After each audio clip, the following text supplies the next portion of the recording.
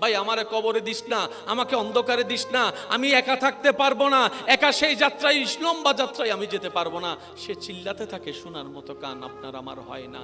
আপনার আপনজনেরাই আপনাকে কোমরের মধ্যে গামছা বেঁধে দুইজন নিচে থাকবে, হাতটা দিবে, দুইজনে কোমরের মধ্যে ধরবে, দুইজনে পা মাথা ধরে আস্তে আস্তে নামানো হবে, চিৎকার দিতে থাকে। সেই সময় মৃত্যু ব্যক্তিরা, ভাই আমাকে নামাইস না, আমি পারবো না থাকতে, কবরের মধ্যে থাকতে পারবো না। কে শুনে কার কথা? ভালোবাসা যতই হোক, শরীর থেকে গন্ধ শুরু হলে ভালোবাসা তো আর ভালোবাসার জায়গায় থাকবে না, এটাই তো বাস্তবতা। সেজন্য কবরের মধ্যে যখন আপনার দেহটা মাটি স্পর্শ করবে, আপনার চতুর্পাশ থেকে যখন অন্ধকার হতে থাকবে, আপনি আমি তখনই বুঝতে পারবো আসলে আপন বলতে পৃথিবীতে কেউ নাই, আপন বলতে পৃথিবীতে কেউ নাই, আপন বলতে পৃথিবীতে কেউ নাই। সবাই শুধু সাময়িক চলার একটা নাম মাত্র, সবই সাময়িক একটা চলার বাহানা মাত্র। পরিচয় দিব কি এই মেয়েটাকে? সেজন্য বলে যে এটা স্বামী, এটা স্ত্রী। পরিচয় দিব কি এই ছেলে মেয়ের? তখন উত্তর দেয় এটা আমার বড় ছেলে, এটা আমার বড় মেয়ে। সামান্য একটা পরিচয় মাত্র।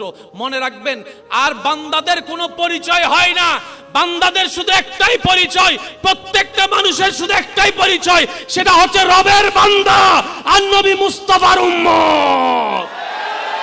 এই দুইটা পরিচয় ছাড়া আর কোনো পরিচয়, একটু জোরে বলেন না, এই দুই পরিচয় ছাড়া আর কোনো পরিচয়, আরগুলা হচ্ছে চলার বাহানা। যেমন আমি এখানে আসলাম, উনি আমার ভাই, আমি ওনার ভাই, 10 জনের আমাকে পরিচয় করা দিবে কি? উনি কি বলবে? এটা আমার, বলেন না এটা আমার। যদি এই পরিচয়টা করায় না, 10 জনে জিজ্ঞেস করবো এটা কে, এটা কে, উনি উত্তর দিতে পারবে না। ওই সামান্য মানুষের মুখ বন্ধ করার জন্য যেই পরিচয়টা দেওয়া হয়, এটা হচ্ছে সাময়িক পরিচয়, স্থায়ী পরিচয় নয়। প্রত্যেকটা মানুষের শুধু দুইটা পরিচয় স্থায়ী, একটা হচ্ছে বান্দা আর একটা হচ্ছে উম্মত। এছাড়া আর কোনো পরিচয়ের স্থায়িত্ব নাই। আমরা মারা গেলে ঘর থেকে কিন্তু দুশমনে বের করে না, আপনরাই কিন্তু কোলে করে কাঁধে করে বের করে দেয়। এমনও হয় যেই রুমে লাশটা রাখা হয় রাতের বেলা, সেই রুমে আর কেউ ভয়ে যেতেও চায় না। নিজের রক্তের মানুষগুলো ভয় পাইছে, বাবার দেহ রাখা রুমটাতে সন্তানরা যেতে চায় না, ভয় পায়। একা রাত্রে বেলা গেলে মনে হয় যেন পিছন থেকে বাবা এসে দাঁড়ায় রয়েছে। আপনার লাশটা ঘরের মধ্যে না রেখে বাহিরে ফ্রিজের গাড়িতে রাখা হবে, ঘরের সামনেই গাড়ি, ফ্রিজের মধ্যে লাশ। এবার আপনি যদি প্রশ্ন করেন আমার বানানো ঘরে আমাকে রাখলি না কেন, সন্তানরাই উত্তর দিবে, বাপ আপনার দেহের যে কন্ডিশন, ডাক্তার বলছে ফ্রিজ ছাড়া রাখলে গন্ধ শুকবে, গন্ধ শুকলে তো আমরা থাকতে পারবো না, তো তোমার জন্য আমরা ঘর ছাড়বো, তা তো হতে পারে না, তুমি বাইরে থাকো, আমরা ভিতরে আছি। মানতে না চাইলো, এটাই যে বাস্তবতা, কিছু তো করার নেই। ওখান থেকেই আপনাকে কাফনটা পরে, গোসলটা দিয়ে কাফনটা পরে, দুশমনরা কিন্তু কাঁধে নিবে না, আপনার আপনজনেরাই কিন্তু আপনাকে কাঁধে করে করে নিয়ে যাবে, খাটিয়াতে করে। আজকে যার জানাজা আপনি দেখছেন, কেন জানাজা দেখছেন জানেন? আপনাকে ভাবতে হবে ওই জানাজার মানুষ একদিন আমারও হবে, ওই খাটটাতে একদিন আমিও শুভ, ওই খাটটাতে একদিন আমিও শুভ, আমাকেও এরকম করে নিতর দেহ নিয়ে চলে যেতে হবে কবরে। বাপ মারা গেছে, সন্তানেরা 7 দিনের দিন এক জায়গায় বসে ভাগ করার জন্য জায়গা। আমাদেরকে আল্লাহ ডেইলি কয় ঘন্টা দিছে? আমরা ঘুমাবো কয় ঘন্টা? ডাক্তারের হিসেবে 6 ঘন্টা 8 ঘন্টা পারফেক্ট ঘুম, 6 7 8। আর বাকি 14 ঘন্টা কাকে দিব? পরিবারকে। বলেন কাকে? আর বাকি 2 ঘন্টা দিব কেন? নিজের কবরটা যেন হিসাব মনে থাকবে ইনশাল্লাহ। এর চাইতে সহজ আর কোনো হিসাব আছে ভাই? আমি 2 ঘন্টা দিব আমার কবরে শান্তি থাকার জন্য, আমি 14 ঘন্টা দিব পরিবারকে শান্তি রাখার জন্য। সুবহানাল্লাহ, আরো জোরে বলি। আল্লাহ পাক আমাদেরকে এই নিয়মে আমল করার তৌফিক দান করুন। ইমানদার ভাই, প্রত্যেকটা শব্দ একটু মনোযোগ দিয়ে শ্রবণ করবেন। যেখানেই জানাজা হয় যাওয়ার চেষ্টা করবেন, যার জানাজাই হোক, চিনেন না চিনেন, যাওয়ার চেষ্টা করবেন। আর বিশেষ করে আপনার জানা মতে কেউ যদি ভূমিদস্যু হয়, মানুষের জায়গা দখলকারী, 2 নম্বরে টাকা কামানেওয়ালা যদি হয়, জুলুমকারী যদি কেউ হয়, তার জানাজা একটু ভালো আগে আগে যাবেন। কেন যাবেন জানেন? শুধু নিজে প্র্যাকটিক্যালি দেখার জন্য যে মানুষটা এতটা দলিল জায়গা দখল করেছে, আজকে তার জানাজা খাটিয়ে যাওয়ার সময় তার ডান হাতও খালি, বাম হাতও খালি, ডান হাতও খালি, বাম হাতও খালি। যে জায়গা দখল করেছে ওনার জানাজায় সেই দৃশ্যটা একটু দেখার চেষ্টা করবেন। আর যে মানুষের উপর জুলুম করেছে, মানুষের উপর জুলুম করেছে, আজকে সে যে কত অসহায় হয়ে শুয়ে আছে সেই জিনিসটা একটু দেখতে যান। আর যে মানুষকে টাকা মেরে খেয়েছে অন্যায়ভাবে, তাকে একটু দেখতে যান। দেখবেন তার ওই কাপড়ের মধ্যে কোনো, কাফনের মধ্যে কোনো পকেট নাই, চেকগুলা বাড়িতে, টাকা বাড়িতে, স্বর্ণ বাড়িতে, একদম খালি হাতে যাচ্ছে। ওই জিনিসটা দেখা মানে একটা বড় শিক্ষা। সেটা কি, এত বড় পাওয়ারফুল মানুষও আজকে যেই খাটে, জমি দখলকারী যেই খাটে, টাকা লুণ্ঠনকারী যেই খাটে, একটা গরিবও আজকে সেই খাটে, গরিবও সেই খাটে। গরিব টাকাহীন ভাবে দুনিয়াতে গেছে, তার যেই অবস্থা, কোটিপতিরও আজকে খাটিয়ার মধ্যে কি অবস্থা।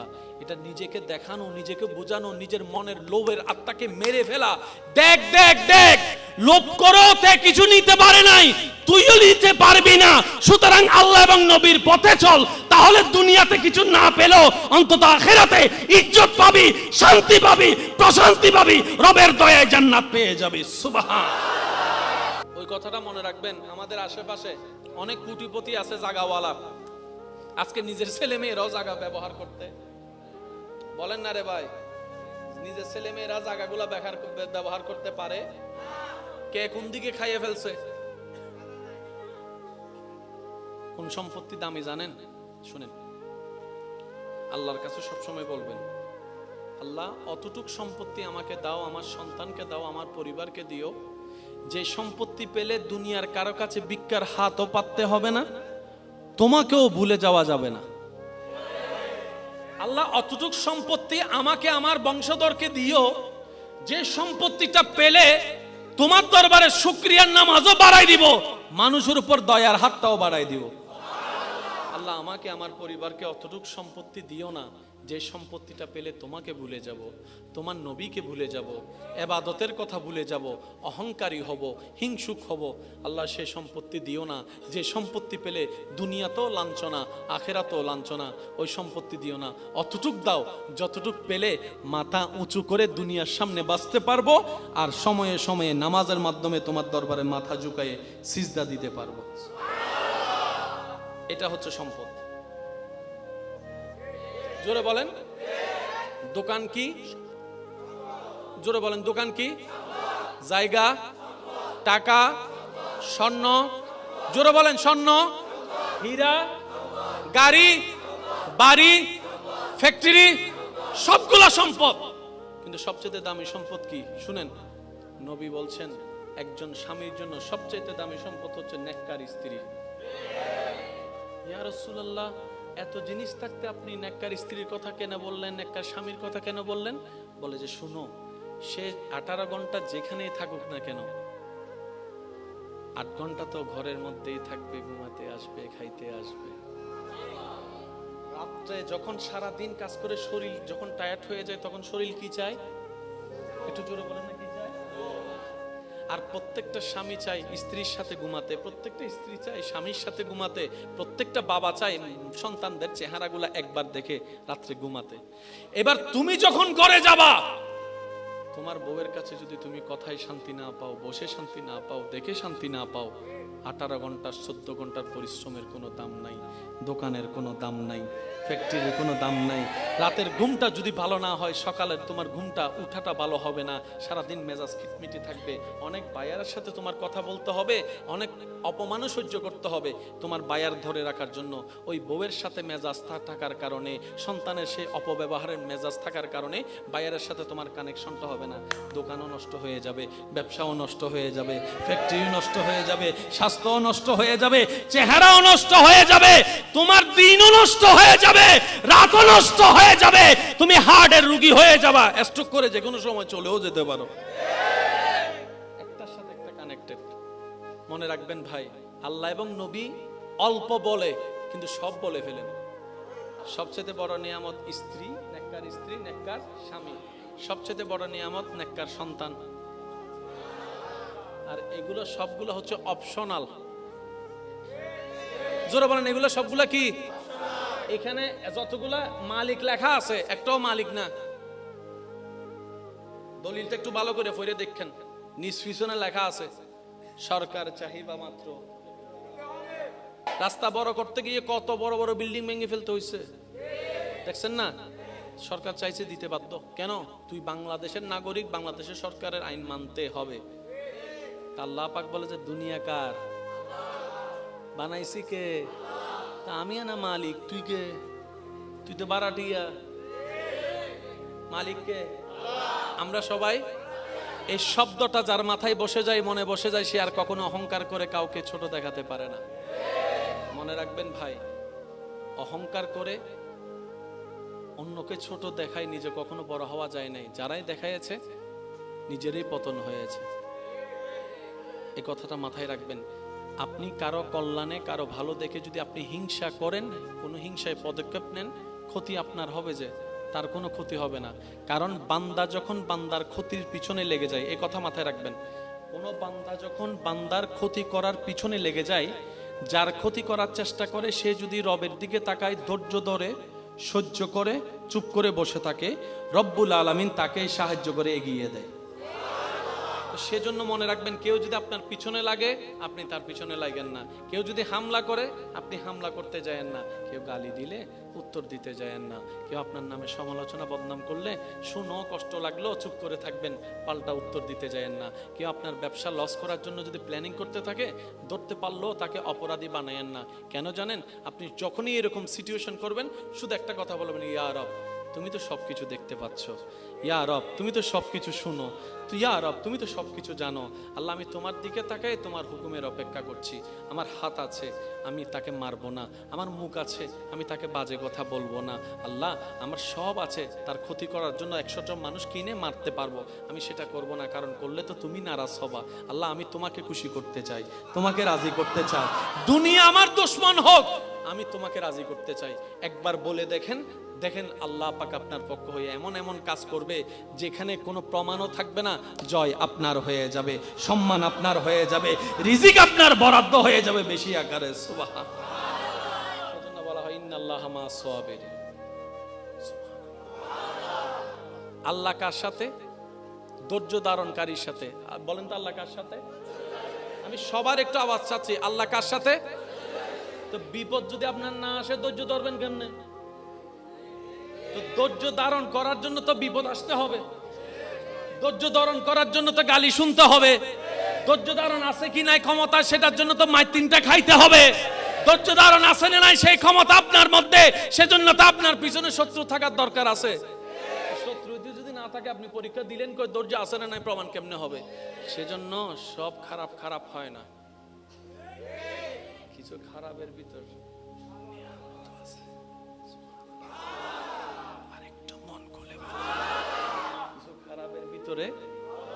মনে রাখবেন, যে সমস্ত সন্তানেরা মা বাবার কথাকে 2 পয়সার দাম দেয় না, মা বাবার আদেশ নিষেধকে 2 পয়সার দাম দেয় না, তাদেরকে দুনিয়া এমন একটা ট্র্যাপে ফেলে, দুনিয়া তাদেরকে মা বাবার কথার দাম বুঝাই দিয়ে ছাড়ে।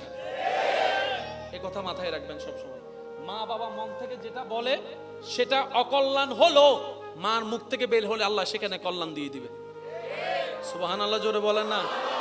সেজন্য বলা হয়, মায়ের দোয়া বিফল নাই, বাবার দোয়া বিফলে নাই, ওস্তাদের দোয়া বিফলে নাই, মুরব্বির দোয়া বিফলে নাই।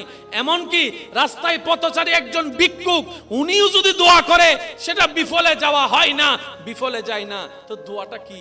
মুখ থেকে বলে যে না, কত সুন্দর একটা কথা আল্লাহর ওলি বলেছেন, বলে যে এমন ভাবে কাজ করো, মানুষের সাথে মিশো, উঠা বসা করো, যেন তার অন্তর খুশি হয়ে তোমার ভাগের দোয়া তোমার কাছে চলে আসে, তোমার ভাগের দোয়া তোমার কাছে চলে আসে। কারো কাছে যেন ভিক্ষা করতে না হয় দোয়ার জন্য, কারো যেন ভিক্ষার জন্য চাইতে না হয় দোয়ার জন্য। দোয়া চেয়ে নেওয়া হয় না, অন্তর খুশি করলে দোয়া হয়ে যায়। সুবহানাল্লাহ। আর প্রত্যেকটা দোয়া বিপদ কাটে। সুবহানাল্লাহ।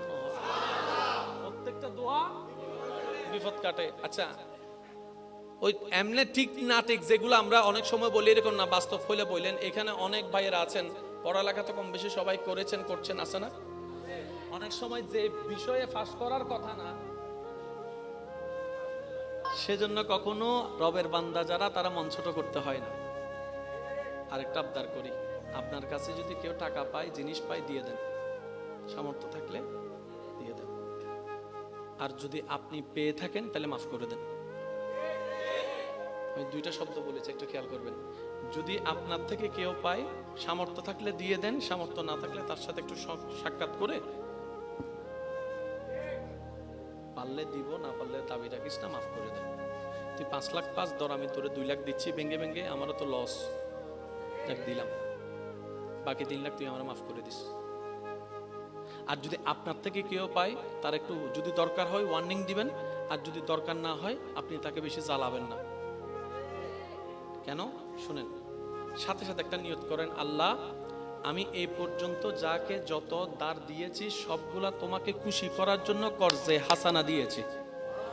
শুধু আপনার কাছে হচ্ছে এটা, এই নিয়তটা করা এই মুহূর্তে, আল্লাহ আমি এ পর্যন্ত যাকে যত টাকা দিয়েছি সবকিছু তোমাকে খুশি করার জন্য আমি কর্জে হাসানা দিয়েছি।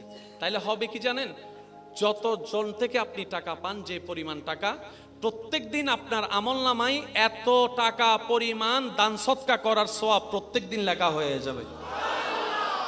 তাহলে সওয়াবে সওয়াব জমছে, টাকাটা তো আপনি পাচ্ছেন না। হাসরের ময়দানে যখন যাবেন, কেউ যদি আপনার টাকা না দেয়, ওই একটা টাকা আপনাকে বুঝাই দেওয়ার জন্য, 2টা টাকা বুঝাই দেওয়ার জন্য সে 70-80 বছরের কবুল করা সওয়াবও আপনাকে দিলে কাজ হবে না, আপনার সেদিকেও লাভ হয়ে যাবে। তো যদি পেয়ে থাকেন অবকাশ দেন, নিয়ত ওইটা আল্লাহ কর্জে হাসানা দিয়েছে। আর যদি আপনার থেকে কেউ পায়, লেনদেনটা হিসাবটা বুঝাই নেন। আমার কথায় মনে কষ্ট পাচ্ছেন না? আজকে না হয় কালকে তো হিসাবটা করতে হবে, আজকে করে নিই না, ওই হিসাবটা তো বড় কঠিন হবে, ওইটা তো বড় কঠিন হবে। মনে রাখবেন, আল্লাহর থেকে মাপ পাওয়া সহজ, বান্দার থেকে মাপ পাওয়া কঠিন। তো হকুল্লাহ নষ্ট হলে গুনাহ, হকুল ইবাদ নষ্ট হলেও গুনাহ। তা আল্লাহর হক নষ্ট হলে, আল্লাহ তো রহমান রহিম, আল্লাহ 1000 কোটি বছরের গুনাহগারকেও মাফ করে দেয়, কিন্তু বান্দা তো চাইরে নাও মাফ করে না। সেজন্য হকুল ইবাদ বড় কঠিন জিনিস। তো হকুল ইবাদ কি কি? মুখের হক, হাতের হক, চোখের হক, কানের হক, ব্যবহারের হক, ব্যবসার হক, লেনদেনের হক, টাকার হক, জমিনের হক, ঘরের হক, সংসারের হক। কারো জমিনের 1 ইঞ্চি যদি ঢুকাই ফেলেন, তাকে অন্য জায়গায় 2 ইঞ্চি দিয়ে দেন,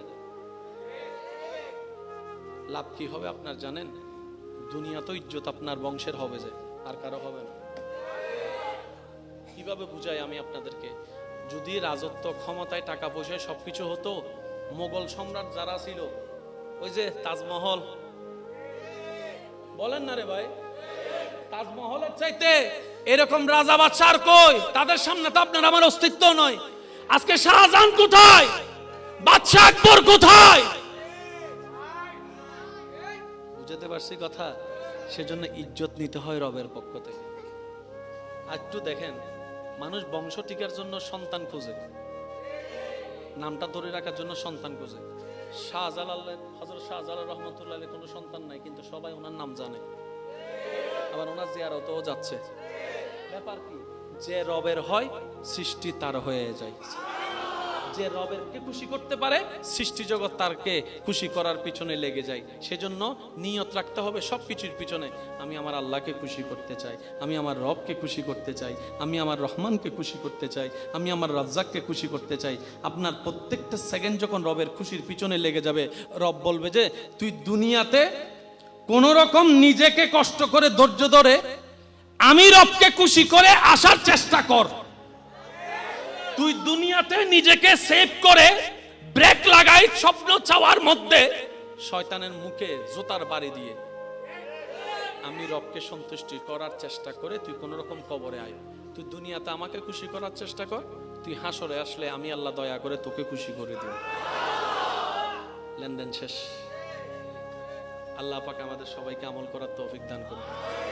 আর একটু জোরে বলি, এই পর্যন্ত যাদের সাথে যা লেনদেন আছে আমরা মিটাই নেওয়ার চেষ্টা করব। বলি ইনশাআল্লাহ। জোরে বলেন ইনশাআল্লাহ। আরেকটা আবদার করি, এখানে যারা সম্পদের মালিক আছেন, যাদের ছেলে মেয়ে আছে, আল্লাহর ওয়াস্তে আমার কথাটা ভেবে দেখবেন, নেওয়া লাগবে না, জোর করব না, জোরেরও কোনো বিষয় না। আমি পরামর্শ হিসেবে বলছি, আপনি ভেবে দেখবেন। আপনারা বেঁচে থাকতে নিজেদের সম্পত্তি ছেলে মেয়েকে সুন্দর করে ভাগ করে বুঝাই দেন, কিন্তু দলিল একটা জিনিস লেখা থাকবে, সেটা কি?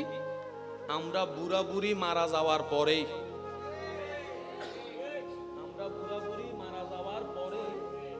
দলিলটা বাস্তবায়ন হবে। শর্ত নাম্বার 1, যদি সন্তানের উপর মা বাবা দুজন খুশি থাকে,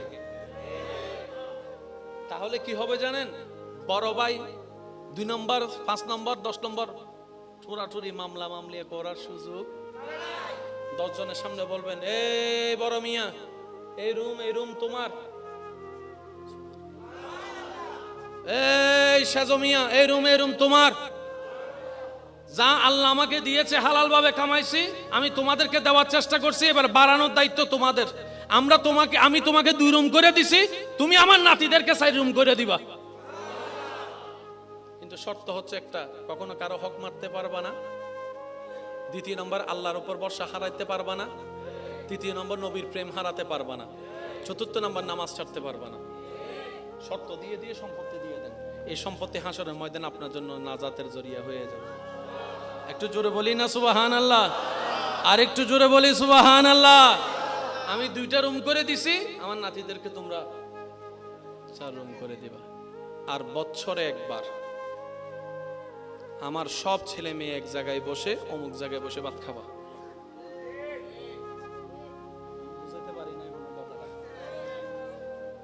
আমার প্রত্যেকটা ছেলে মেয়ে বছরে একবার এক জায়গায় বসে ভাত খাবা। যতই রাগ থাকুক, আসতেই হবে। আর আমার হুকুম না মানলে অটোমেটিক সম্পত্তি থেকে বাদ।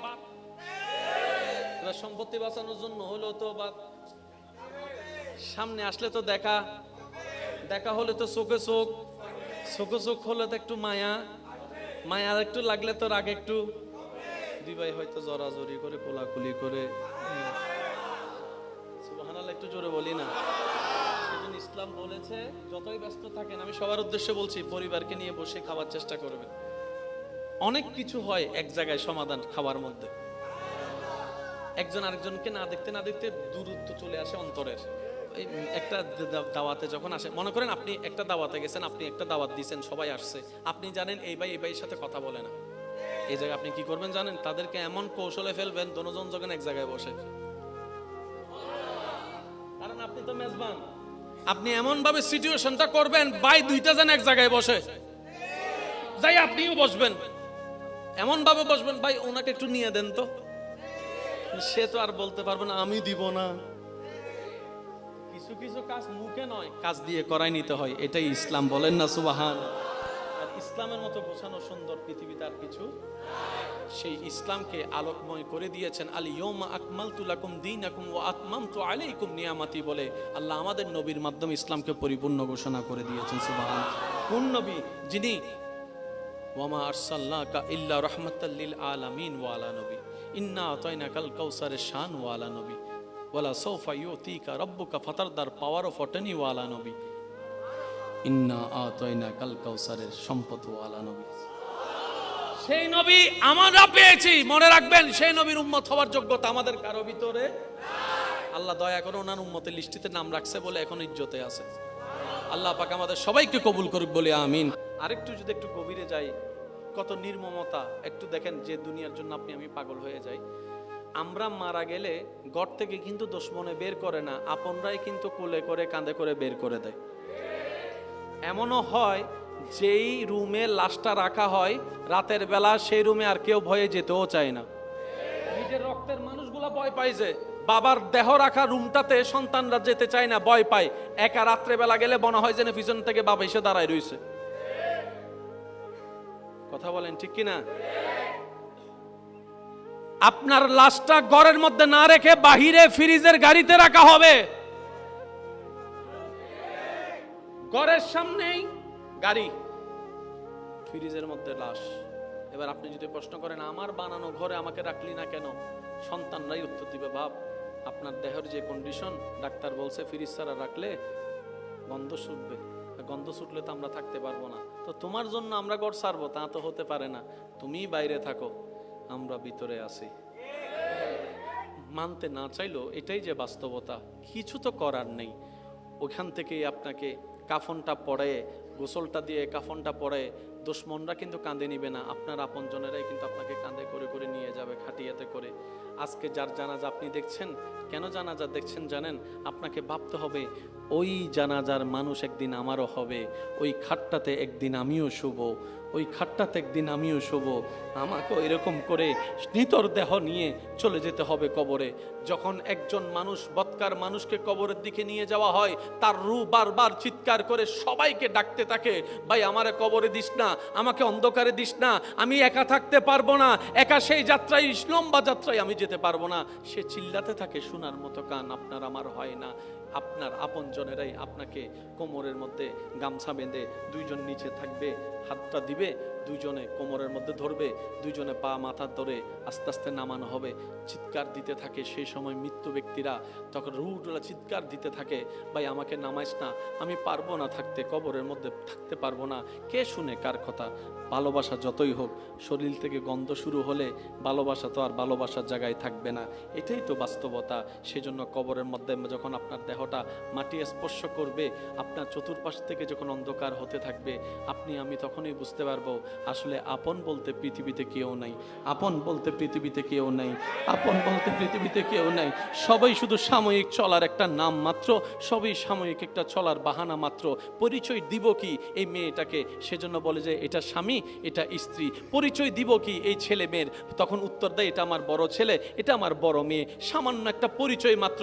মনে রাখবেন, আর বান্দাদের কোনো পরিচয় হয় না, বান্দাদের শুধু একটাই পরিচয়, প্রত্যেকটা মানুষের শুধু একটাই পরিচয়, সেটা হচ্ছে রবের বান্দা আর নবী মুস্তাফার উম্মত। আল্লাহু আকবার।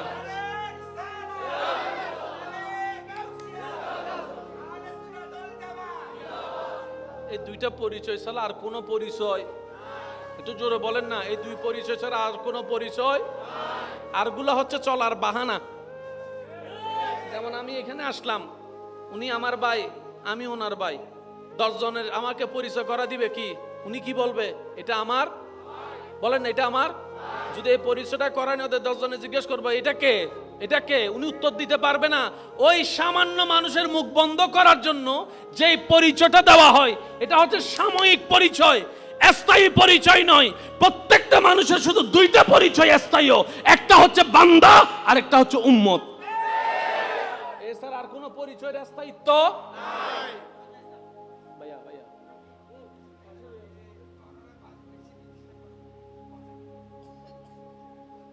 কষ্ট নিয়ে না আমার কথা, এটা হয় কি, এটা আমারও হয়, আপনারও হবে। ওই কথা বলতে বলতে সাইড থেকে যদি একটা কথা আসে, সেটা কানে লাগে, মনোযোগ বলে না, মনোযোগ, এটা আপনারও হবে আমারও হবে।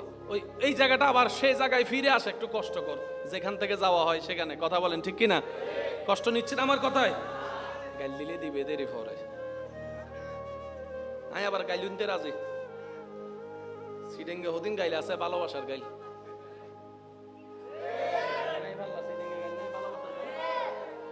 দাদা অকলে নাতিরে গাল টানি টানি হতে ওরা আলা মাথা নবাজ, দাদা নানায় নাতির গাল টানি টানি আলা হয়ে যাবে, ডাকতে দে ইবে কি গাইল না দর সিডেঙ্গে বহুত গাইলে আছে, ইবে অন্যলা গাইল ইত্তারে আর আল্লাহ জোর হন না। এন্ডা হদুন বন্ধু বন্ধু আছে, নাম ধরি নটা হে ডাইরেক্ট গাইল দি ডাক দে নাই বাংলা কেন ইলে নমাতিকে দেখি ওয়া সিডেঙ্গে মানুষ তাইলে মাইতু, রোহিঙ্গা তাইলে সুবগরিতা হ। সিডেঙ্গে আছে না? সিডেঙ্গে আছে না? সিডেঙ্গে আছে না? একবার হ মারহাবা। ইয়া না বুঝা যাচ্ছে মেজবাইনে গুস্তাহিনে মানুষ বসে লিগুরি সুবগরি তাইলে বুঝা যায় না বাজি বজন কষ্ট বাধ্য বুঝির। আল্লাহ ইয়ারা বেগুনের বুঝিবে তৌফিক দান করে। না না করিত পারি, তোরা রোড বন্ধ যা দিয়ে নলে চিন্তা করিত নাই না। আর এটারা রোড করে তো বজনের গাড়ি বন্ধ হয়ে যাবে, কষ্ট হয়ে যাবে না। আর আপত্তি নাই, আর আপত্তি নাই। মানুষের কষ্ট, মানুষের কোনো কষ্ট নেই চিন্তা করিতে। একবার হন মারহাবা। আরো জোরে হন মারহাবা।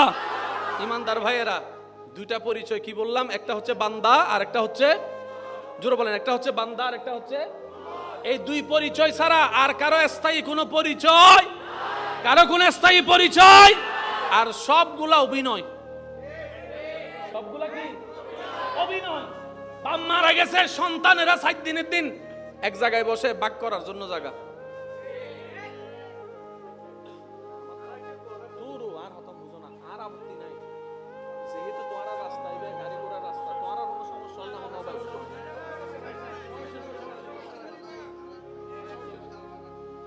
সাড়ে 12টায় তো ঠিক আছে না, কত সাড়ে 12টা হবিলি বাস হলি আর কোনো আপত্তি নেই, যেহেতু আতুন পরবর্তী কোনো তারা নাই।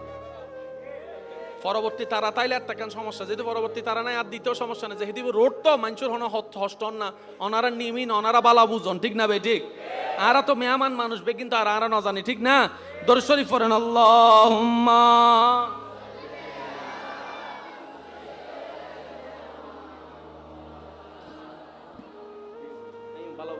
ওয়ালা আলে মাওলানা। এবার সবাই একটু মনোযোগ দিয়ে বলেন, একবার বলেন মারহাবা। বাস বাস বাস বাস, একবার বলেন মারহাবা। আমাদেরকে আল্লাহ ডেইলি কয় ঘন্টা দিছে?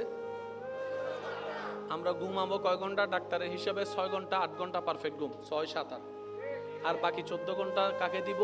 পরিবারকে। বলেন কাকে? আর বাকি 2 ঘন্টা দিব কেন? নিজের কবরটা যেন হিসাব মনে থাকবে ইনশাল্লাহ। এর চাইতে সহজ আর কোনো হিসাব আছে ভাই? আমি 2 ঘন্টা দিব আমার কবরে শান্তি থাকার জন্য, আমি 14 ঘন্টা দিব পরিবারকে শান্তি রাখার জন্য। সুবহানাল্লাহ, আরো জোরে বলি। আল্লাহ পাক আমাদেরকে এই নিয়মে আমল করার তৌফিক দান করুন। ইমানদার ভাই, প্রত্যেকটা শব্দ একটু মনোযোগ দিয়ে শ্রবণ করবেন। যেখানেই জানাজা হয় যাওয়ার চেষ্টা করবেন, যার জানাজাই হোক, চিনেন না চিনেন, যাওয়ার চেষ্টা করবেন। আর বিশেষ করে আপনার জানা মতে কেউ যদি ভূমিদস্যু হয়, মানুষের জায়গা দখলকারী, 2 নম্বরে টাকা কামানেওয়ালা যদি হয়, জুলুমকারী যদি কেউ হয়, তার জানাজা একটু ভালো আগে আগে যাবেন। কেন যাবেন জানেন? শুধু নিজে প্র্যাকটিক্যালি দেখার জন্য যে মানুষটা এতটা দলিল জায়গা দখল করেছে, আজকে তার জানাজা খাটিয়ে যাওয়ার সময় তার ডান হাতও খালি, বাম হাতও খালি, ডান হাতও খালি, বাম হাতও খালি। যে জায়গা দখল করেছে ওনার জানাজায় সেই দৃশ্যটা একটু দেখার চেষ্টা করবেন।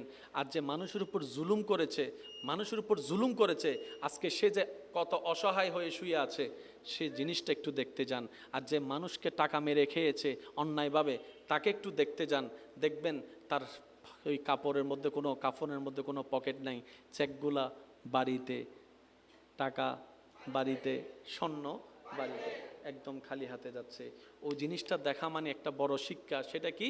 এত বড় পাওয়ারফুল মানুষও আজকে যেই খাটে, জমি দখলকারী যেই খাটে, টাকা লুণ্ঠনকারী যেই খাটে, একটা গরিবও আজকে সেই খাটে, গরিবও সেই খাটে।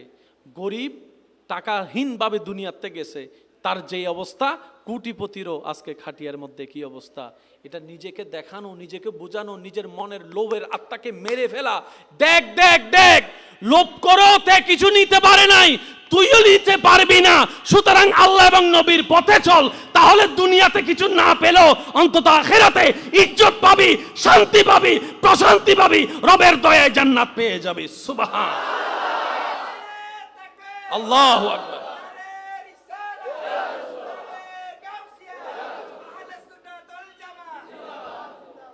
ওই কথাটা মনে রাখবেন। আমাদের আশেপাশে অনেক কোটিপতি আছে, জাগাওয়ালা, আজকে নিজের ছেলে মেয়েরাও জায়গা ব্যবহার করতে বলেন না রে ভাই। নিজের ছেলে মেয়েরা জায়গাগুলা ব্যবহার করতে পারে, কে কোন দিকে খাইয়ে ফেলছে। কোন সম্পত্তি দামি জানেন? শুনেন, আল্লাহর কাছে সবসময় বলবেন, আল্লাহ অতটুক সম্পত্তি আমাকে দাও, আমার সন্তানকে দাও, আমার পরিবারকে দিও, যে সম্পত্তি পেলে দুনিয়ার কারো কাছে ভিক্ষার হাতও পাততে হবে না, তোমাকেও ভুলে যাওয়া যাবে না। আল্লাহ অতটুক সম্পত্তি আমাকে আমার বংশধরকে দিও, যে সম্পত্তিটা পেলে তোমার দরবারে শুকরিয়ার নামাজও বাড়াই দিব, মানুষের উপর দয়ার হাতটাও বাড়াই দিব। আল্লাহ আমাকে আমার পরিবারকে অতটুক সম্পত্তি দিও না যে সম্পত্তিটা পেলে তোমাকে ভুলে যাব, তোমার নবীকে ভুলে যাব, এবাদতের কথা ভুলে যাব, অহংকারী হব, হিংসুক হব। আল্লাহ সে সম্পত্তি দিও না যে সম্পত্তি পেলে দুনিয়াতেও লাঞ্ছনা, আখেরাতেও লাঞ্ছনা। ওই সম্পত্তি দিও না, অতটুক দাও যতটুক পেলে মাথা উঁচু করে দুনিয়ার সামনে বাঁচতে পারবো, আর সময়ে সময়ে নামাজের মাধ্যমে তোমার দরবারে মাথা ঝুঁকায়ে সিজদা দিতে পারবো। এটা হচ্ছে সম্পদ। জোরে বলেন দোকান কি? জোরে বলেন দোকান কি? জায়গা, টাকা, স্বর্ণ। জোরে বলেন স্বর্ণ, হীরা, গাড়ি, বাড়ি, ফ্যাক্টরি, সবগুলা সম্পদ। কিন্তু সবচেয়ে দামি সম্পদ কি শুনেন? নবী বলছেন একজন স্বামীর জন্য সবচেয়ে দামি সম্পদ হচ্ছে নেককার স্ত্রী। ইয়া রাসূলুল্লাহ, এত জিনিস থাকতে আপনি নেককার স্ত্রীর কথা কেন বললেন, নেককার স্বামীর কথা কেন বললেন? বলে যে শুনো, সে 18 ঘন্টা যেখানেই থাকুক না কেন, 8 ঘন্টা তো ঘরের মধ্যেই থাকবে, ঘুমাতে আসবে, খাইতে আসবে। রাত্রে যখন সারা দিন কাজ করে শরীর যখন টায়ার্ড হয়ে যায়, তখন শরীর কি চায়? একটু জোরে বলেন না, কি চায়? আর প্রত্যেকটা স্বামী চায় স্ত্রীর সাথে ঘুমাতে, প্রত্যেকটা স্ত্রী চায় স্বামীর সাথে ঘুমাতে, প্রত্যেকটা বাবা চায় সন্তানদের চেহারাগুলা একবার দেখে রাত্রে ঘুমাতে। এবার তুমি যখন ঘরে যাবা, তোমার বউয়ের কাছে যদি তুমি কথায় শান্তি না পাও, বসে শান্তি না পাও, দেখে শান্তি না পাও, 18 ঘন্টার 14 ঘন্টার পরিশ্রমের কোনো দাম নাই, দোকানের কোনো দাম নাই, ফ্যাক্টরির কোনো দাম নাই। রাতের ঘুমটা যদি ভালো না হয়, সকালের তোমার ঘুমটা উঠাটা ভালো হবে না, সারাদিন মেজাজ খিটমিটি থাকবে, অনেক বায়ারের সাথে তোমার কথা বলতে হবে, অনেক অপমানও সহ্য করতে হবে তোমার বায়ার ধরে রাখার জন্য। ওই বউয়ের সাথে মেজাজ থাকার কারণে, সন্তানের সেই অপব্যবহারের মেজাজ থাকার কারণে বায়ারের সাথে তোমার কানেকশনটা হবে না। দোকানও নষ্ট হয়ে যাবে, ব্যবসাও নষ্ট হয়ে যাবে, ফ্যাক্টরিও নষ্ট হয়ে যাবে, স্বাস্থ্যও নষ্ট হয়ে যাবে, চেহারাও নষ্ট হয়ে যাবে, তোমার দিনও নষ্ট হয়ে যাবে, রাতও নষ্ট হয়ে যাবে, তুমি হার্টের রোগী হয়ে যাবা, স্ট্রোক করে যে কোনো সময় চলেও যেতে পারো। একটার সাথে একটা কানেক্টেড। মনে রাখবেন ভাই, আল্লাহ এবং নবী অল্প বলে কিন্তু সব বলে ফেলেন। ওয়া প্রধানমন্ত্রী ব্রাজিলের তো নেশি দানা দেশ আর মাহফিল তো আজ ইন্টারন্যাশনাল মাহফিল কি ব্রাজিলের তো দর্শক চল্লিশই তো আর্জেন্টিনা নাই দে ইবে হন দেশি তো হইনা পারি সেনেগাল বাংলার এইবে হালা সাদাইবে এই ব্রাজিল ইন্দুক আছে এই তো হ্যাঁ আসলে আর্জেন্টিনা ব্রাজিলের পোশাক পিন্দিতে কি দে হষ্ট ভাই ফানলার আর হতা বাজে আওয়াজ করলে আই কেন উকে ফল মিকে মানুষ তো হুকুকে যাইব হইন্য বাড়িয়া তাহলে হয়তো আওয়াজ নকরি ফেললে মন গুলো দরুদ শরীফ পড়েন আল্লাহুম্মা মাওলানা মুহাম্মদ ওয়া আলা আলি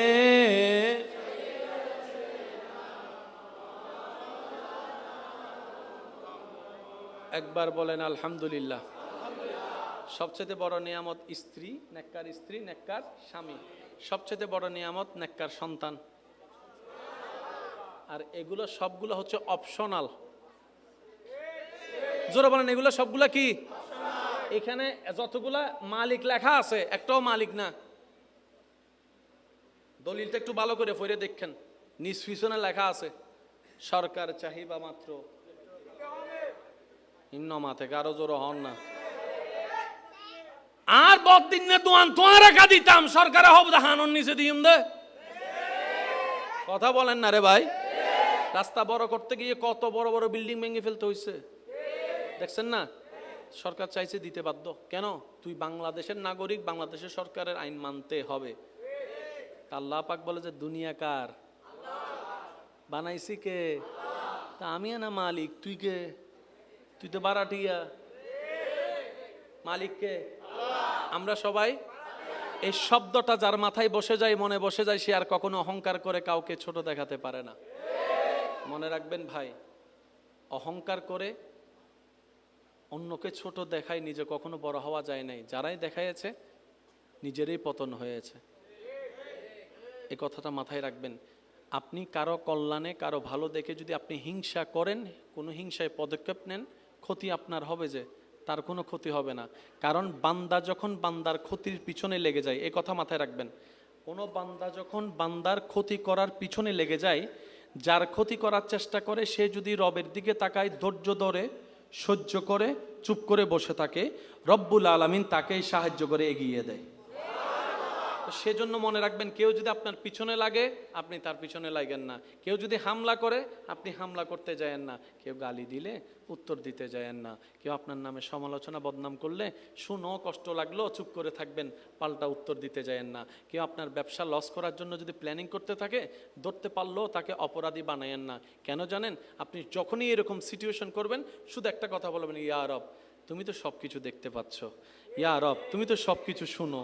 তো ইয়া রব, তুমি তো সব কিছু জানো। আল্লাহ, আমি তোমার দিকে তাকাই, তোমার হুকুমের অপেক্ষা করছি। আমার হাত আছে, আমি তাকে মারবো না।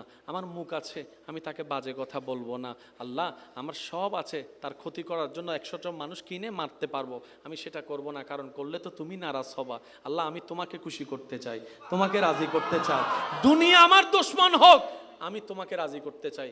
একবার বলে দেখেন, দেখেন আল্লাহ পাক আপনার পক্ষ হয়ে এমন এমন কাজ করবে, যেখানে কোনো প্রমাণও থাকবে না। জয় আপনার হয়ে যাবে, সম্মান আপনার হয়ে যাবে, রিজিক আপনার বরাদ্দ হয়ে যাবে বেশি আকারে। সুবহান। সেজন্য বলা হয় ইন্নাল্লাহা মা'আস সাবিরিন। আল্লাহ কার সাথে? ধৈর্য ধারণকারীর সাথে। বলেন তো আল্লাহ কার সাথে? আমি সবার একটু আওয়াজ চাচ্ছি, আল্লাহ কার সাথে? তো বিপদ যদি আপনার না আসে, ধৈর্য ধরবেন কেমনে? তো ধৈর্য ধারণ করার জন্য তো বিপদ আসতে হবে। ধৈর্য ধারণ করার জন্য তো গালি শুনতে হবে। ধৈর্য ধারণ আছে কি নাই ক্ষমতা, সেটার জন্য তো মাইর তিনটা খাইতে হবে। ধৈর্য ধারণ আছে না নাই সেই ক্ষমতা আপনার মধ্যে, সেজন্য তো আপনার পিছনে শত্রু থাকার দরকার আছে। শত্রু যদি না থাকে, আপনি পরীক্ষা দিলেন, কই ধৈর্য আছে না নাই প্রমাণ কেমনে হবে? সেজন্য সব খারাপ খারাপ হয় না, কিছু খারাপের ভিতর আরেকটু মন খুলে কিছু খারাপের ভিতরে। অনেক সময় ঘর থেকে বের হওয়ার সময়, অন্য জায়গায় যাওয়ার সময় ওই উসাট খাই। বের হওয়ার সময় অনেক সময় বাঁধা খাই না, উসট খাই না। তা মুরব্বী করলে কি হয়? ও মা তো না বাজে মা হদফুত একখানা ব এখন নজাইস ইন কি আই কে নজায়, আই শুধু বাস্তবতা হইতে নজাইস। তারপরেও যদি উজ্জত করি যাই, হন না হন হতেই যাই, বুঝি বুঝি ঠিক হন, ঠিক না বে ঠিক? বহুত প্রমাণ আছে। আল্লাহ ক্যাঙ্গরে হত্যার নি, আল্লাহ কে হতানো হয়, আল্লাহ কে হতা হয় না। কিন্তু আল্লাহ পাক বান্দারে বাঁচা বেললে কিছু দয়া করে। ইয়েন কি অনার মনন মিদি কিছু জিনিস জানাই দে। অনেক বাইরে তো লিখবেন, মার মন জানাই দি, এইটার বাড়ি তো মানাগর 5 মিনিট বাদে বাড়িতে হোক, 5 মিনিট বাদে বাড়িতে হোক। এই মার হতা নুনি এর যে 5 মিনিট বসছি, ওই অ্যাক্সিডেন্ট তো বাঁচে কি? সুবহানাল্লাহ না হর কা। আচ্ছা, যারা বইতে কোন ইতারা সুপ গরি তাহন, আর যারা চেয়ারত বসছুন ইতার একবার হন চাই সুবহানাল্লাহ। এন্ড কি অনেক বিয়া এলা আসান একে টানকা দিতে লাগবে না, অনেক সুপ তাহন শুধু চেয়ারও একবার হন চাই সুবহানাল্লাহ। মাশাআল্লাহ, টাইগার হাইয়ারে মারার দাও আসিবে। এবার চেয়ারওয়ালা সুপ্তা হেবেন, আর ভাই যারা ইন্দি নিচে বসুন ইতার একবার হন চাই সুবহানাল্লাহ। এবার যারা তিয়েতে কোন ইতার একবার হন চাই সুবহানাল্লাহ। এবার উরে নিচে ডাইনে বামে আল্লাহর বান্দা বেগুন একবার হন সুবহানাল্লাহ। ইয়া না বুঝা যাত দে বাজি আল্লাহর বন্ধকল বসি। সুবহানাল্লাহর আওয়াজ শুনে শয়তান পালাবে। কথা বলেন ঠিক কি না? মনে রাখবেন, যে সমস্ত সন্তানেরা মা বাবার কথাকে 2 পয়সার দাম দেয় না, মা বাবার আদেশ নিষেধকে 2 পয়সার দাম দেয় না, তাদেরকে দুনিয়া এমন একটা ট্র্যাপে ফেলে, দুনিয়া তাদেরকে মা বাবার কথার দাম বুঝাই দিয়ে ছাড়ে। এ কথা মাথায় রাখবেন সব সময়। মা বাবা মন থেকে যেটা বলে সেটা অকল্যাণ হলো, মার মুখ থেকে বের হলে আল্লাহ সেখানে কল্যাণ দিয়ে দিবে। সুবহানাল্লাহ জোরে বলেন না। সেজন্য বলা হয় মায়ের দোয়া বিফল নাই, বাবার দোয়া বিফলে নাই, ওস্তাদের দোয়া বিফলে নাই, মুরব্বির দোয়া বিফলে নাই। এমনকি রাস্তায় পথচারী একজন ভিক্ষুক, উনিও যদি দোয়া করে সেটা বিফলে যাওয়া হয় না, বিফলে যায় না। তো দোয়াটা কি মুখ থেকে বলে যে না। কত সুন্দর একটা কথা আল্লাহর বলি বলেছেন, বলে যে এমন ভাবে কাজ করো, মানুষের সাথে মিশো, উঠা বসা করো, যেন তার অন্তর খুশি হয়ে তোমার ভাগের দোয়া তোমার কাছে চলে আসে, তোমার ভাগের দোয়া তোমার কাছে চলে আসে। কারো কাছে যেন ভিক্ষা করতে না হয় দোয়ার জন্য, কারো যেন ভিক্ষার জন্য চাইতে না হয় দোয়ার জন্য। দোয়া চেয়ে নেওয়া হয় না, অন্তর খুশি করলেই দোয়া হয়ে যায়। সুবহান। আর প্রত্যেকটা দোয়া বিপদ কাটে। সুবহানাল্লাহ। প্রত্যেকটা দোয়া বিপদ কাটে। আচ্ছা, ওই এমনি ঠিক না ঠিক যেগুলো আমরা অনেক সময় বলি এরকম না, বাস্তব হইলে বললেন। এখানে অনেক ভাইয়েরা আছেন, পড়ালেখা তো কম বেশি সবাই করেছেন, করছেন, আছে না? অনেক সময় যে বিষয়ে ফাঁস করার কথা না, এই অটো ভাষক করলো সুগরি থেকে তো সনা মাথার দে বাস্তব না, বাস্তব আপনারা বলেন না। আনসার করছে ফোন যাইস পাইয়ে গেছে সাই ওই নাইলে মাতো না বাজে ওই না ছাত্র আশাই ন করে তাই গে গুই শেষ এবার মিদ্দি কি রে হাম হুমদি হইলো হাম হুমদি হইলো হাম হুমদি হইলো হাম ইতে পরীক্ষা দিয়ে আইয়ারা যাতে হাঁদের গরত বই বই মা আইয়ারা দেখার দে ফোয়া হাঁদের কিরো ফুত ও মা হাঁদর দেখিলে ও বা আজিও তো শেষ আজি আর রসায়ন পরীক্ষার মিদি ডাব্বা আই আজি ম্যাথমেটিক্স মিদি ডাব্বা শেষ আর এক বছর শেষ মাই ফতুরে শান্তি দিয়ে মাথা দত বলে হতে ও বেটা টেনশন না করিস আল্লাহ আছে জানো না আল্লাহর উদ্দেনে বসা রাবি কির ফাঁস ফেলা মার জবানত বাইরে আল্লাহ খুশি হই আল্লাহ হদ দে কিউ সাইড আনসার মিদি 40 দত দে তুই 40 দে ফেরেশতায় আসিলে হিদের সুবহানাল্লাহ কি এন্ডা হবেন না গরজ যায় আরো জোরে হন ভাই মনে থাকবে ইনশাআল্লাহ। সেজন্য কখনো রবের বান্দা যারা তারা মন ছোট করতে হয় না। আরেকটা আবদার করি, আপনার কাছে যদি কেউ টাকা পায় জিনিস পায় দিয়ে দেন, সামর্থ্য থাকলে দিয়ে দেন। আর যদি আপনি পেয়ে থাকেন তাহলে মাফ করে দেন। আমি দুইটা শব্দ বলেছি, একটু খেয়াল করবেন। যদি আপনার থেকে কেউ পায় সামর্থ্য থাকলে দিয়ে দেন, সামর্থ্য না থাকলে তার সাথে একটু সাক্ষাৎ করে পারলে দিব, না পারলে দাবি রাখিস না, মাফ করে দে। তুই 5 লাখ পাস ধর, আমি তোরে 2 লাখ দিচ্ছি ভেঙ্গে ভেঙ্গে, আমারও তো লস, দেখ দিলাম, বাকি 3 লাখ তুই আমার মাফ করে দিস। আর যদি আপনার থেকে কেউ পায় তার একটু যদি দরকার হয় ওয়ার্নিং দিবেন, আর যদি দরকার না হয় আপনি তাকে বেশি জ্বালাবেন না। কেন শুনেন, সাথে সাথে একটা নিয়ত করেন, আল্লাহ আমি এই পর্যন্ত যাকে যত দার দিয়েছি সবগুলা তোমাকে খুশি করার জন্য কর্জে হাসানা দিয়েছি। শুধু আপনার কাজ হচ্ছে এটা, এই নিয়তটা করা এই মুহূর্তে, আল্লাহ আমি এই পর্যন্ত যাকে যত টাকা দিয়েছি সবকিছু তোমাকে খুশি করার জন্য আমি কর্জে হাসানা দিয়েছি। তাইলে হবে কি জানেন, যত জন থেকে আপনি টাকা পান, যে পরিমাণ টাকা, প্রত্যেক দিন আপনার আমলনামায় এত টাকা পরিমাণ দান সদকা করার সওয়াব প্রত্যেক দিন লেখা হয়ে যাবে। তাহলে সওয়াবে সওয়াব জমছে, টাকাটা তো আপনি পাচ্ছেন না। হাসরের ময়দানে যখন যাবেন, কেউ যদি আপনার টাকা না দেয়,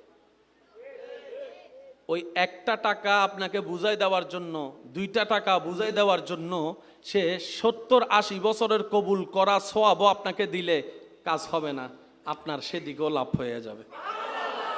তো যদি পেয়ে থাকেন অবকাশ দেন, নিয়ত ওইটা আল্লাহ কর্জে হাসানা দিয়েছি।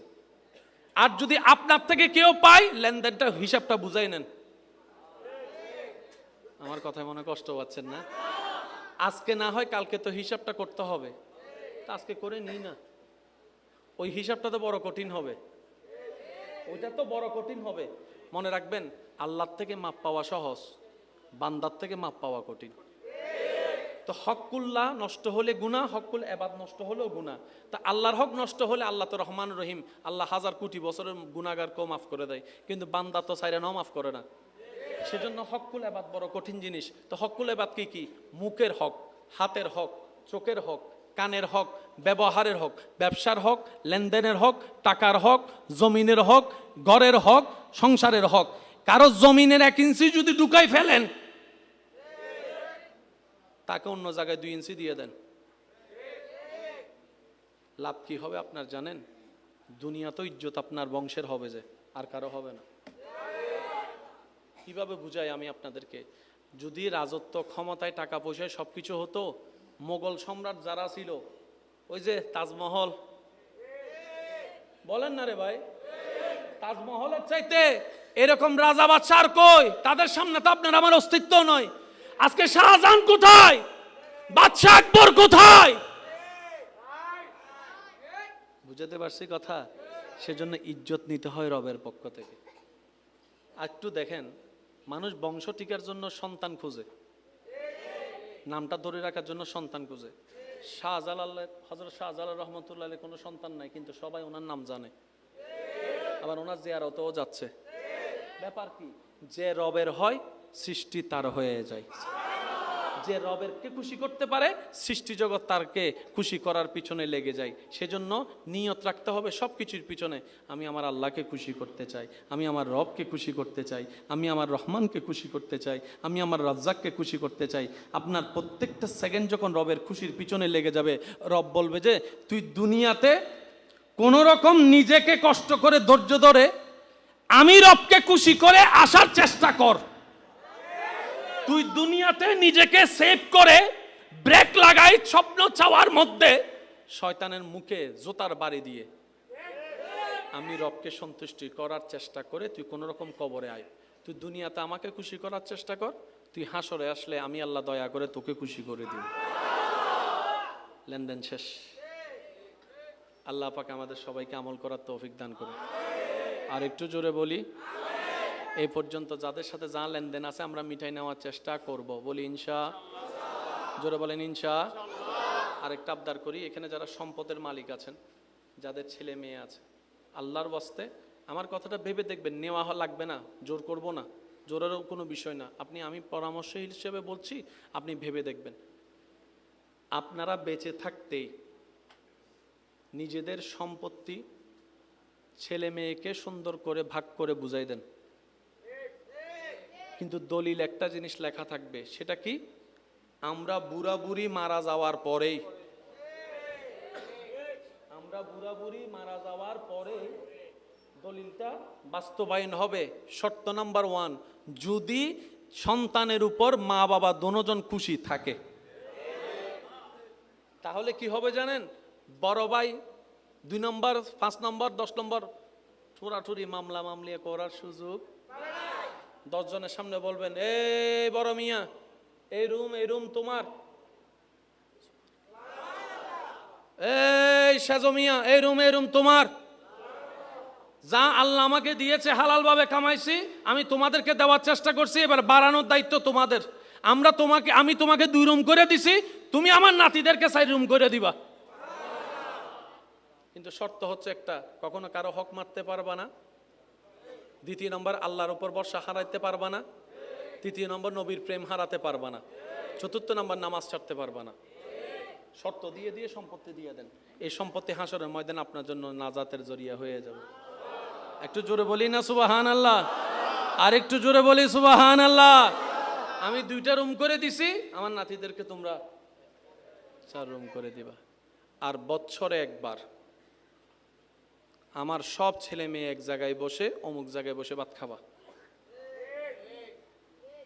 আমি বুঝাতে পারি নাই মনে কথাটা। আমার প্রত্যেকটা ছেলে মেয়ে বছরে একবার এক জায়গায় বসে ভাত খাবা। যতই রাগ থাকুক আসতেই হবে। আর আমার হুকুম না মানলে অটোমেটিক সম্পত্তি থেকে বাদ। সম্পত্তি বাঁচানোর জন্য হলো তো বাদ, সামনে আসলে তো দেখা, দেখা হলে তো চোখে চোখ হলে তো একটু মায়া একটু লাগলে তো রাগ একটু, 2 ভাই হয়তো জড়াজড়ি করে কোলাকুলি করে। সুবহানাল্লাহ, একটু জোরে বলি না? সেজন্য ইসলাম বলেছে যতই ব্যস্ত থাকেন, আমি সবার উদ্দেশ্যে বলছি, পরিবারকে নিয়ে বসে খাওয়ার চেষ্টা করবেন। অনেক কিছু হয় এক জায়গায় সমাধান খাওয়ার মধ্যে। একজন আরেকজনকে না দেখতে না দেখতে দূরত্ব চলে আসে অন্তরের। এই একটা দাওয়াতে যখন আসে, মনে করেন আপনি একটা দাওয়াতে গেছেন, আপনি একটা দাওয়াত দিয়েছেন, সবাই আসছে, আপনি জানেন এই ভাই এই ভাইয়ের সাথে কথা বলে না, এই জায়গায় আপনি কি করবেন জানেন? তাদেরকে এমন কৌশলে ফেলবেন দুজন যখন এক জায়গায় বসে, কারণ আপনি তো মেজবান, আপনি এমন ভাবে সিচুয়েশনটা করবেন ভাই দুইটা যেন এক জায়গায় বসে, যাই আপনিও বসবেন, এমন ভাবে বসবেন ভাই ওনাকে একটু নিয়ে দেন তো, সে তো আর বলতে পারবে না আমি দিব না। কিছু কিছু কাজ মুখে নয় কাজ দিয়ে করাই নিতে হয়, এটাই ইসলাম, বলেন না সুবহান। আর ইসলামের মতো গোছানো সুন্দর পৃথিবীতে আর কিছু, সেই ইসলামকে আলোকময় করে দিয়েছেন আল ইয়াউমা আকমালতু লাকুম দীনাকুম ওয়া আতমামতু আলাইকুম নিয়ামাতি বলে আল্লাহ আমাদের নবীর মাধ্যমে ইসলামকে পরিপূর্ণ ঘোষণা করে দিয়েছেন। সুবহান। কোন নবী? যিনি ওয়ামা আরসালনাকা ইল্লা রাহমাতাল লিল আলামিন ওয়া আলা নবী ইন্না আতাইনাকাল কাউসারের শান ওয়া আলা নবী ওয়ালা সাউফা ইউতিকা রাব্বুকা ফাতারদার পাওয়ার অফ অটনি ওয়া আলা নবী ইন্না আতাইনাকাল কাউসারের সম্পদ ওয়া আলা নবী। সেই নবী আমরা পেয়েছি, মনে রাখবেন সেই নবীর উম্মত হওয়ার যোগ্যতা আমাদের কারো ভিতরে নাই। আল্লাহ দয়া করে ওনার উম্মতের লিস্টিতে নাম রাখছে বলে এখন ইজ্জতে আছে। আল্লাহ পাক আমাদের সবাইকে কবুল করুক বলে আমিন।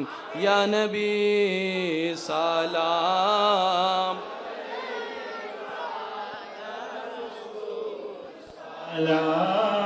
আরেকটু যদি একটু গভীরে যাই, কত নির্মমতা একটু দেখেন, যে দুনিয়ার জন্য আপনি আমি পাগল হয়ে যাই। আমরা মারা গেলে ঘর থেকে কিন্তু দুশমনে বের করে না, আপনরাই কিন্তু কোলে করে কাঁধে করে বের করে দেয়। এমনও হয় যেই রুমে লাশটা রাখা হয় রাতের বেলা, সেই রুমে আর কেউ ভয়ে যেতেও চায় না। নিজের রক্তের মানুষগুলা ভয় পায় যে বাবার দেহ রাখা রুমটাতে সন্তানরা যেতে চায় না, ভয় পায়। একা রাত্রে বেলা গেলে মনে হয় যেন পিছন থেকে বাবা এসে দাঁড়ায় রয়েছে। কথা বলেন ঠিক কিনা? আপনার লাশটা ঘরের মধ্যে না রেখে বাহিরে ফ্রিজের গাড়িতে রাখা হবে,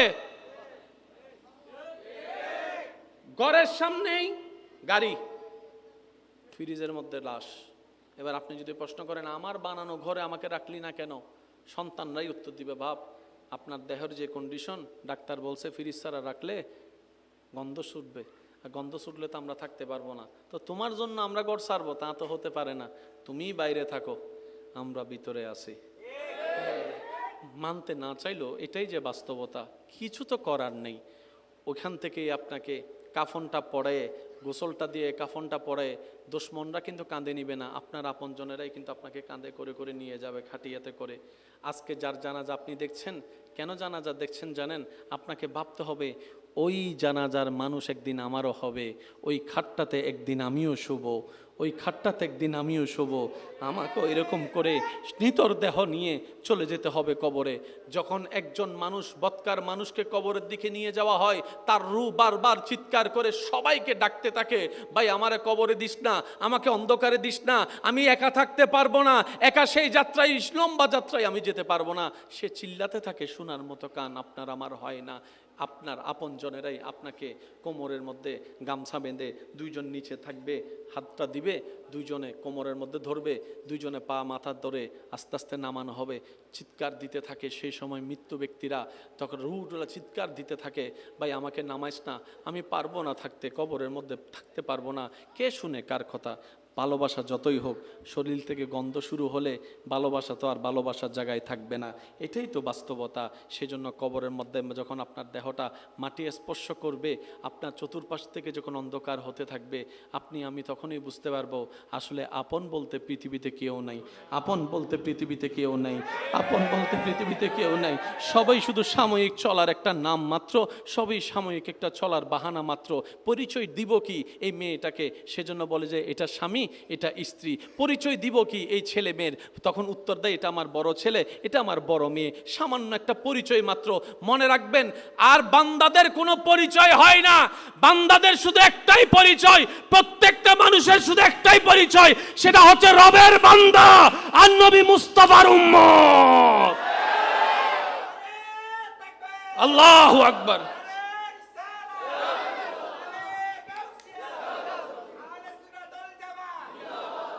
এই দুইটা পরিচয় ছাড়া আর কোনো পরিচয়, একটু জোরে বলেন না, এই দুই পরিচয় ছাড়া আর কোনো পরিচয়, আরগুলা হচ্ছে চলার বাহানা। যেমন আমি এখানে আসলাম, উনি আমার ভাই, আমি ওনার ভাই, 10 জনের আমাকে পরিচয় করা দিবে কি? উনি কি বলবে? এটা আমার, বলেন না এটা আমার। যদি এই পরিচয়টা করায় না, ওদের 10 জনে জিজ্ঞেস করবো এটা কে, এটা কে, উনি উত্তর দিতে পারবে না। ওই সামান্য মানুষের মুখ বন্ধ করার জন্য যেই পরিচয়টা দেওয়া হয়, এটা হচ্ছে সাময়িক পরিচয়, স্থায়ী পরিচয় নয়। প্রত্যেকটা মানুষের শুধু 2টা পরিচয় স্থায়ী, একটা হচ্ছে বান্দা আর একটা হচ্ছে উম্মত। এছাড়া আর কোনো পরিচয়ের স্থায়িত্ব নাই। ভাইয়া ভাইয়া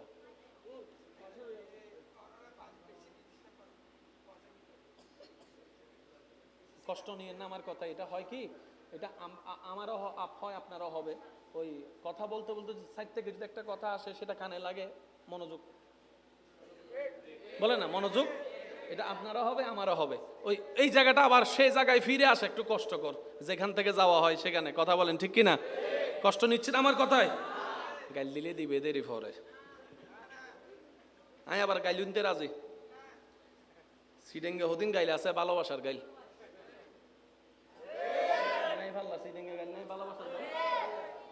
দাদা অক্কলের নাতিরে গাল টানি টানি হতে ওরা আলা মাথা না বাজে, দাদাই নানাই নাতির গাল টানি টানি ওদের আলা হই রে ডাক দে ইবে কি গাইল না আদর সিডেঙ্গে বহুত গাইলে আছে, ইবে অন্যলা গাইল ইত্তারে আর আল্লাহ জোর হন না।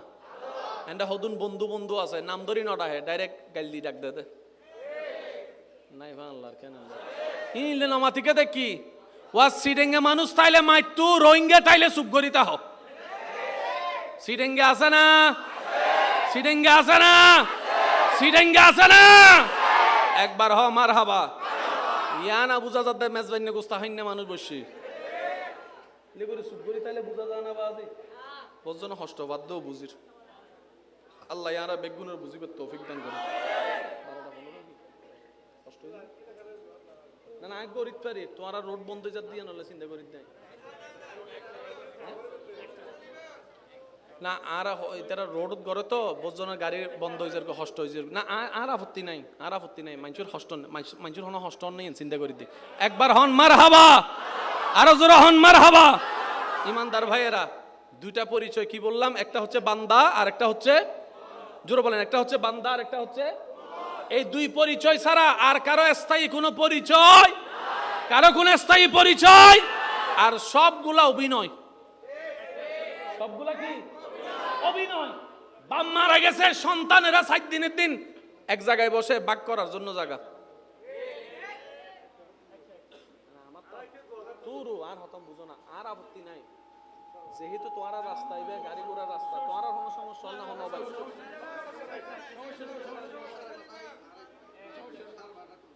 না 12:30টাই তো বরুক দিবেন বাস হই, ঠিক আছে না? হত 12:30 হবিলি বাস হবে আর হনো আপত্তি নাই।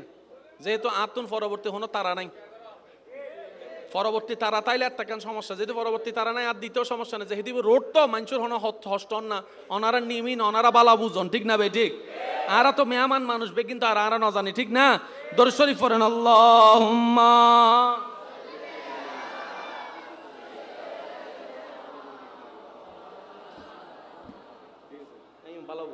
ওয়ালা আলে মাওলানা। এবার সবাই একটু মনোযোগ দিয়ে বলেন, একবার বলেন মারহাবা। বাস বাস বাস বাস, একবার বলেন মারহাবা। আমাদেরকে আল্লাহ ডেইলি কয় ঘন্টা দিছে? আমরা ঘুমাবো কয় ঘন্টা? ডাক্তারের হিসাবে 6 ঘন্টা 8 ঘন্টা পারফেক্ট ঘুম, 6 7 8। আর বাকি 14 ঘন্টা কাকে দিব? পরিবারকে। বলেন কাকে? আর বাকি 2 ঘন্টা দিব কেন? নিজের কবরটা যেন হিসাব মনে থাকবে ইনশাল্লাহ।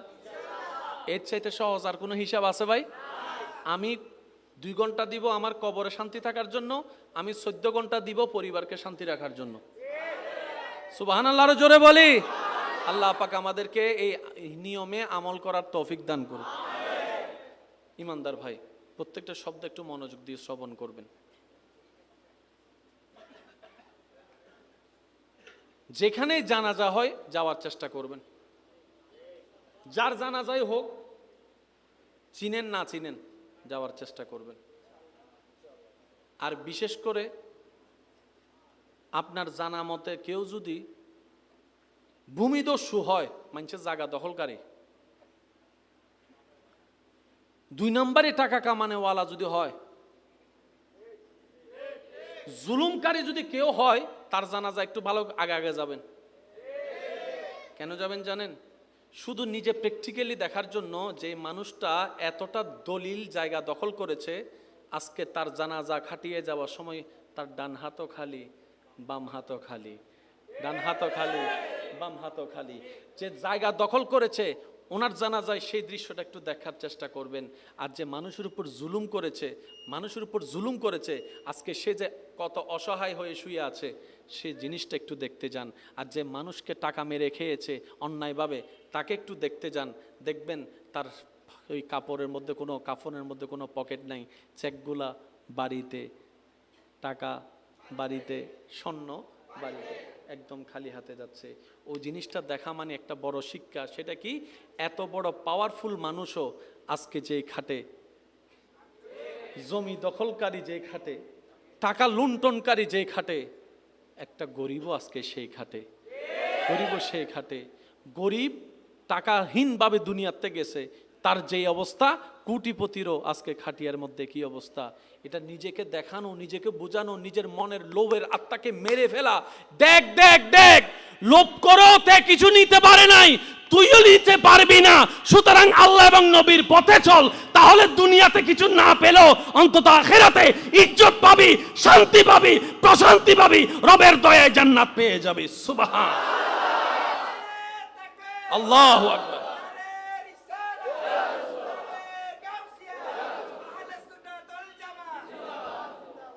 ওই কথাটা মনে রাখবেন। আমাদের আশেপাশে অনেক কোটিপতি আছে, জাগাওয়ালা, আজকে নিজের ছেলে মেয়েরাও জায়গা ব্যবহার করতে বলেন না রে ভাই, নিজের ছেলে মেয়েরা জায়গাগুলা ব্যবহার করতে পারে। কে কোন দিকে খাইয়ে ফেলছে? কোন সম্পত্তি দামি জানেন? শুনেন, আল্লাহর কাছে সবসময় বলবেন, আল্লাহ অতটুক সম্পত্তি আমাকে দাও, আমার সন্তানকে দাও, আমার পরিবারকে দিও, যে সম্পত্তি পেলে দুনিয়ার কারো কাছে ভিক্ষার হাতও পাততে হবে না, তোমাকেও ভুলে যাওয়া যাবে না। আল্লাহ অতটুক সম্পত্তি আমাকে, আমার বংশধরকে দিও, যে সম্পত্তিটা পেলে তোমার দরবারে শুকরিয়ার নামাজও বাড়াই দিব, মানুষের উপর দয়ার হাতটাও বাড়াই দিব। আল্লাহ আমাকে, আমার পরিবারকে অতটুক সম্পত্তি দিও না, যে সম্পত্তিটা পেলে তোমাকে ভুলে যাব, তোমার নবীকে ভুলে যাব, এবাদতের কথা ভুলে যাব, অহংকারী হব, হিংসুক হব। আল্লাহ সেই সম্পত্তি দিও না, যে সম্পত্তি পেলে দুনিয়াতেও লাঞ্ছনা, আখেরাতেও লাঞ্ছনা, ওই সম্পত্তি দিও না। অতটুক দাও যতটুক পেলে মাথা উঁচু করে দুনিয়ার সামনে বাঁচতে পারবো, আর সময়ে সময়ে নামাজের মাধ্যমে তোমার দরবারে মাথা ঝুঁকায়ে সিজদা দিতে পারবো। এটা হচ্ছে সম্পদ। জোরে বলেন, দোকান কি? জোরে বলেন, দোকান কি? জায়গা, টাকা, স্বর্ণ। জোরে বলেন, স্বর্ণ, হীরা, গাড়ি, বাড়ি, ফ্যাক্টরি, সবগুলা সম্পদ। কিন্তু সবচেয়ে দামি সম্পদ কি? শুনেন, নবী বলছেন একজন স্বামীর জন্য সবচেয়ে দামি সম্পদ হচ্ছে নেককার স্ত্রী। ইয়া রাসূলুল্লাহ, এত জিনিস থাকতে আপনি নেককার স্ত্রীর কথা কেন বললেন, নেককার স্বামীর কথা কেন বললেন? বলে যে শুনো, সে 18 ঘন্টা যেখানেই থাকুক না কেন, 8 ঘন্টা তো ঘরের মধ্যেই থাকবে, ঘুমাতে আসবে, খাইতে আসবে। রাত্রে যখন সারা দিন কাজ করে শরীর যখন টায়ার্ড হয়ে যায়, তখন শরীর কি চায়? একটু জোরে বলেন না, কি চায়? আর প্রত্যেকটা স্বামী চায় স্ত্রীর সাথে ঘুমাতে, প্রত্যেকটা স্ত্রী চায় স্বামীর সাথে ঘুমাতে, প্রত্যেকটা বাবা চায় সন্তানদের চেহারাগুলা একবার দেখে রাত্রে ঘুমাতে।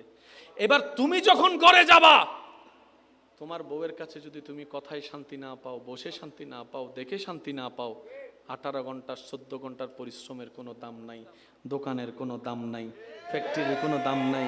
রাতের ঘুমটা যদি ভালো না হয়, সকালের তোমার ঘুমটা উঠাটা ভালো হবে না, সারাদিন মেজাজ খিটমিটি থাকবে, অনেক বায়ারের সাথে তোমার কথা বলতে হবে, অনেক অপমানও সহ্য করতে হবে তোমার বায়ার ধরে রাখার জন্য।